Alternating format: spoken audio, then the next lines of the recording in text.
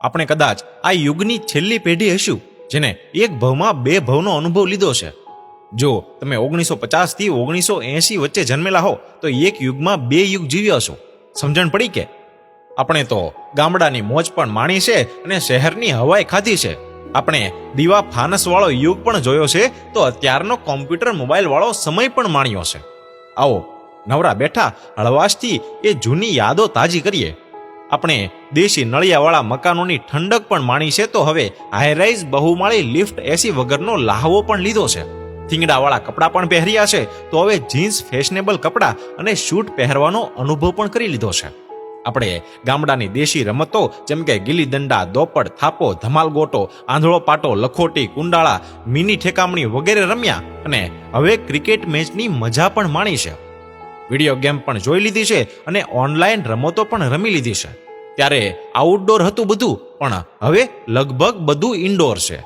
આપણે નદી તળાવમાં નાહવાની મજા પણ લીધી અને વોટર પાર્કનો અનુભવ પણ કરી લીધો.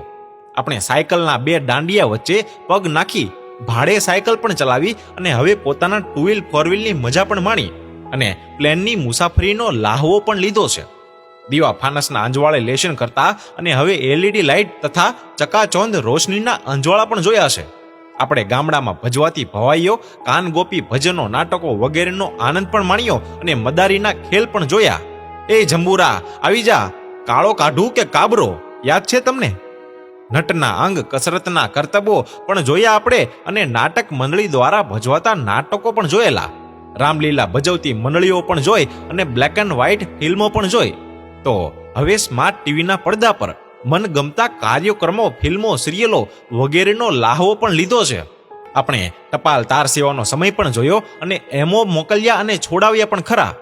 ટેલિફોન માટે બુકિંગ કરાવવું પડતું અને ઓપરેટર તમને કોલ કરીને વાત કરાવતા. આપણે ગામડામાં ગાડામાં બેસીને જાનમાં જવાનો આનંદ પણ માણી લીધો. ક્યારેક ટ્રેક્ટરમાં બેસીને તો ક્યારેક બળદગાડીમાં જાનો જોડાયેલ પણ જોઈ છે. લગ્ન પ્રસંગે યોજાતા જમણવાર માટે અગાઉ સારથમાં જવું પડતું.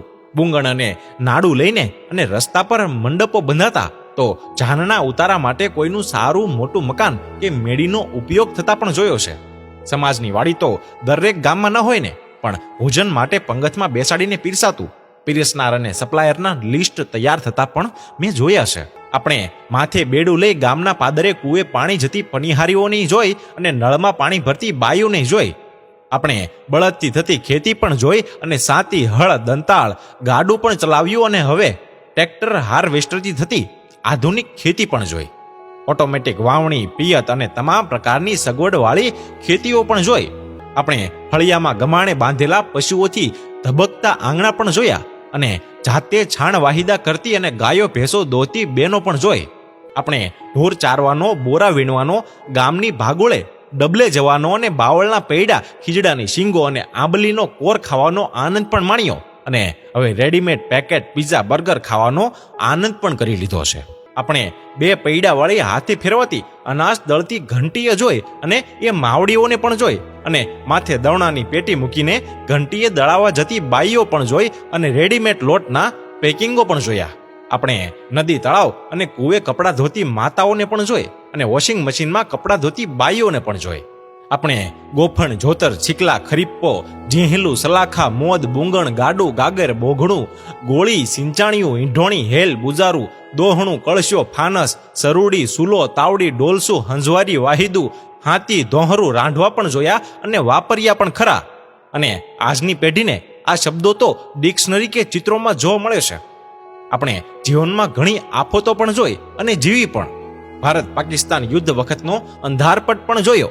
ઇન્દિરા ગાંધીવાળી કટોકટી, 74નું નવનિર્માણ આંદોલન, 76નું પૂર હોનારત, દુષ્કાળ, સરકારી રાહત કામોમાં પાવડો, કોદાળી, તગારા લઈને જતા માણસોને પણ જોયા અને ખોદાતી ચોકડીઓ અને કેટલ કેમ્પ અને 98નું વાવાઝોડું પણ, સુરતનો પ્લેગ અને પૂર હોનારત પણ અને 2001નો ધરતીકંપ, 2002ના તોફાનો અને બાકી હતું તો COVID-19નું લોકડાઉન પણ જોયું આપણે.